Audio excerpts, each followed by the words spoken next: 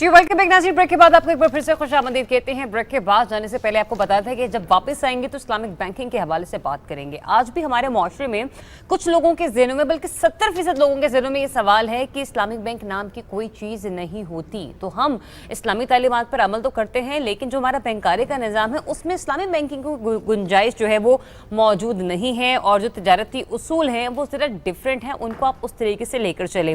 अभी इस्लामी बैंकारी निज़ाम जो है, क्या ये वाकई कोई शय है? हम आज इस पर भी बात करेंगे। शरीयत में इसकी क्या गुंजाइश है, हम इस पर भी बात करेंगे। और क्या हम पाकिस्तान के निज़ाम को, तिजारती निज़ाम को, सरमायाकारी निज़ाम को, क्या हम इस्लामी तालीमात के मुताबिक इस्लामिक बैंकिंग पर इस्तवार कर सकते हैं? और क्या ये खासा मुश्किल तो नहीं होगा पाकिस्तान के सिस्टम को तब्दील करने के लिए? इस पर हम आज बात करेंगे। हमें ज्वाइन कर रहे हैं रिलीजियस स्कॉलर डॉक्टर अबू बकर सिद्दीक साहब, जिनकी एक्सपर्टीज़ हैं इस्लामिक बैंकिंग में, इसलिए आज हम इनके साथ मौजूद हैं। अस्सलाम वालेकुम sir, and very good morning. कैसे हैं आप? अल्हम्दुलिल्लाह, बिलखुसूस जुम्मा आपको मुबारक। आप लोगों को भी जुम्मा मुबारक हो। Thank you sir. सर बात आपने इस्लामिक बैंकिंग की और मैं चाह रहा था कि इस्लामिक बैंकिंग तो ज़रा एक टूल है, एक कॉम्पोनेंट है।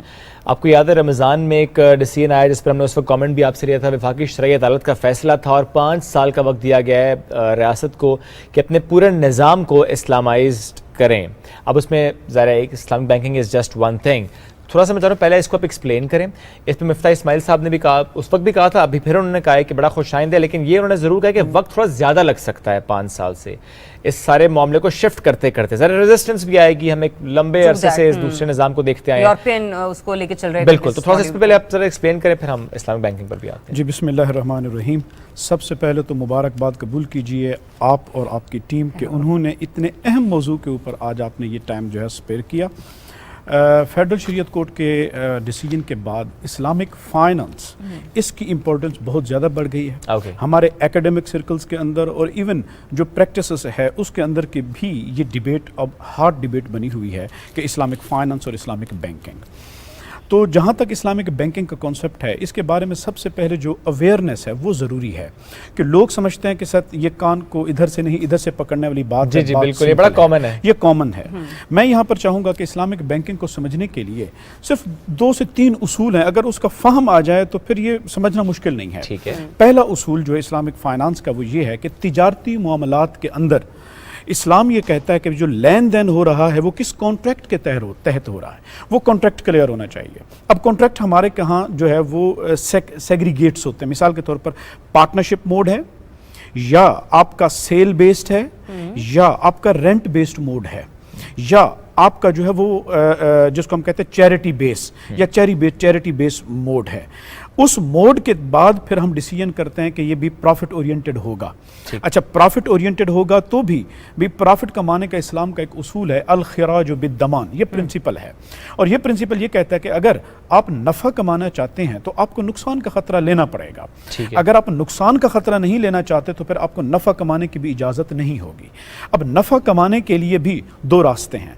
अगर तो आप शिरकत की बेस पे जा रहे हैं, भी कुछ पैसा आपका कुछ पैसा मेरा, तो फिर वहां पर आपका जो इन्वेस्टमेंट शेयर होगा वो बेंचमार्क होगा कि कौन कितना प्रॉफिट लेगा, और नुकसान हर एक शरीक जो होता है वो अपने इन्वेस्टमेंट शेयर के बराबर लेता है। ठीक है।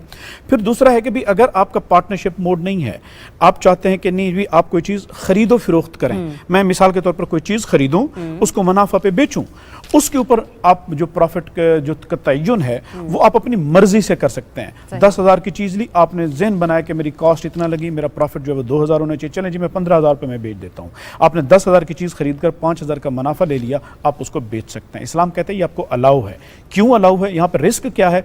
भी मैं 10,000 की चीज़ मार्केट से ले आया, अब मेरे अंदर प्रोबेबिलिटी है कि मुमकिन है मार्केट में मैं जाऊंगा तो मुझे नुकसान पे चीज़ बेचनी पड़ सकती है, पता नहीं मैं मुनाफा कमा भी पाऊंगा कि नहीं कमा पाऊंगा, ये खतरा है। अच्छे हालात हो गए तो मुनाफा कमा लेंगे, अच्छे हालात ना हुए तो नुकसान उठा लिया। लेकिन एक शख्स अगर 10,000 रुपये कर्ज देता है और वो कहता है कि इसके ऊपर मैं मुनाफा चार्ज करूं, इस्लाम उसकी इजाजत नहीं देता, उसको सूद करार देता है। वजह क्या है? वजह यह है कि यहाँ पर उसने जो 10,000 कर्ज दिया उसके ऊपर उसका खतरा नहीं है, उसका एक खतरा है, और वो खतरा है कि पता नहीं वो मुझे वापस भी करेगा कि नहीं करेगा। सही। और यह रिस्क ऑफ डिफॉल्ट, ये रिस्क ऑफ लॉस नहीं। ठीक है, यहीं से कंटिन्यू कीजिएगा। इस वक्त बरह रास्त आपको हम लेकर जा रहे हैं। रहनुमा पाकिस्तान मुस्लिम लीग नून अमीर मकाम साहब इस वक्त मीडिया से गुफ्तगू कर रहे हैं। کے رہنما امیر مقام سے میڈیا سے گفتگو کر رہے تھے. یہ گفتگو آپ نے ملاحظہ کی, پروگرام کو کنٹینیو کریں گے. ابوبکر صاحب ہمارے ساتھ موجود ہیں. ابوبکر صدیق صاحب, میں سب بریک میں بھی ابھی اس معاملے پہ آپ سے لے رہی تھی. کچھ لوگ ہوتے ہیں جن کی خواہش ہوتی ہے کہ اگر ان کے چند پیسے ہیں تو وہ بینک میں ڈپازٹ کروا دیں. پھر کچھ ہمارے ہاں ایسے بھی لوگ ہوتے ہیں جن کی کوشش ہوتی ہے کہ وہ کمیٹی نکل آئی یا کچھ بھی کر لیا تو چلے, یا پھر اسی سے کمیٹی چلاتے رہیں گے. کیا یہ معاملہ بھی سود کی طرف جاتا ہے یا پھر اس کے لیے کوئی دوسرا آلٹرنیٹ بھی موجود ہے؟ لیکن جہاں تک کمیٹیوں کی بات ہے, جو کہ ہمارے ہاں پبلک اپنے خواتین بہت زیادہ ڈالتی ہیں, کمیٹیاں جائز ہیں, اس میں تو کوئی ایسا ایشو نہیں ہے, چونکہ ہر ایک اپنی کنٹریبیوشن ڈالتا ہے اور پھر ایک سود تو ہے ہی نہیں اس یہ میں. تو تکافل ہے, یہ کفالت ہے. نہیں, میں سوال آپ کو بتاتی ہوں. جیسے کہ آپ کی رقم نکلی, آپ نے بینک میں ڈپازٹ کروائی, اب آپ کی جو اس سے منتھلی وہ اس سے جنریٹ ہو رہا ہے, جو بھی ایک اماؤنٹ جنریٹ ہو رہی ہے جو آپ کو بینک دے رہا ہے, اگر آپ اس سے کوئی اور سرکل چلانا شروع کرتے ہیں, ٹھیک ہے, میں سمجھ گیا آپ کی بات. دیکھیں, اس سے حوالے سے میں اگین وہی بات جو ابتدا سے کہی تھی, اسلام یہ دیکھتا ہے کہ آپ نے کسی کو بھی جو پیسے دیے, خواہ وہ بینک ہے خواہ وہ کوئی فرد ہے, آپ نے جو ڈپازٹ دیا ہے کس کانٹریکٹ کے تحت دیا ہے. سودی بینک میں جائیں گے تو وہ ایک ہی کانٹریکٹ ہے, اور وہ یہ ہے کہ لون, یعنی پیسہ ڈپازٹر جو ہے وہ کریڈیٹر ہوتا ہے, لینڈر ہوتا ہے, اور بینک باروور ہوتا ہے, مقروض ہوتا ہے. اب بینک اس کے اگینسٹ آپ کو ماہانہ جو بھی منافع دے گا وہ قرض کے اوپر اضافی رقم ہوگی, طے شدہ ہوگی, جس کو قرآن مجید اور اسلام نے سود قرار دے دیا ہے. اگر آپ اسلامک بینک میں وہی پیسہ رکھوائیں گے, سیونگ ڈپازٹس میں یا انویسٹمنٹ ڈپازٹس کے اندر, تو وہ رکھا جاتا ہے مداربہ کے عقد, مداربہ کانٹریکٹ کے تھرو. مداربہ کانٹریکٹ کیا ہے؟ مداربہ کانٹریکٹ ایک شریعہ بیسڈ کانٹریکٹ ہے, جس میں ڈپازٹر یہ کہتا ہے کہ جناب پیسہ میں دیتا ہوں, آپ اپنی سکلز, چونکہ مارکیٹ کو آپ جانتے ہیں, آپ اس پیسے کو انویسٹ کریں, جو بھی پروفٹ ہوگا ہم آپس میں ڈسٹریبیوٹ کریں گے, whatever would be the ratio that would be the between us, وہ ہم آپس میں رکھ لیں گے. لیکن جو نقصان ہوگا, کیپٹل دینے والا ڈپازٹر کہتا ہے وہ میں بیئر کروں گا, فائنینشیل نقصان میرا ہوگا. ہاں, آپ کا نقصان یہ ہوگا کہ جتنی مہینے آپ نے بزنس کیا اس میں چونکہ نقصان ہو گیا, اب آپ کو کچھ منافع نہیں ملے گا.